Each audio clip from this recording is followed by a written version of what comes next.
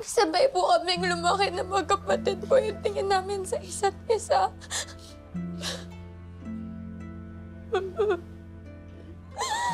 Gusto ko po makita si ate.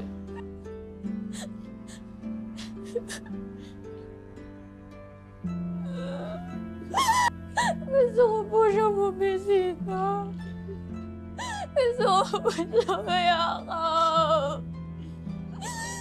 Gusto ko po malaman kung saan po siya dinala ng mga pamilya niya at saka po kung sino sila.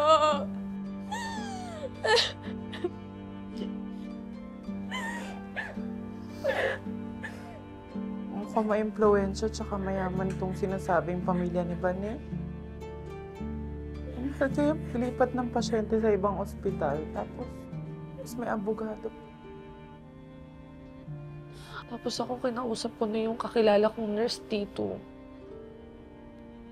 Di daw nila alam kung saan daw nilipat si Banel sa ospital. Ayaw nila magsalita eh. Natatakot sila baka makulong daw sila. Ano ba naman itong nangyayari sa atin?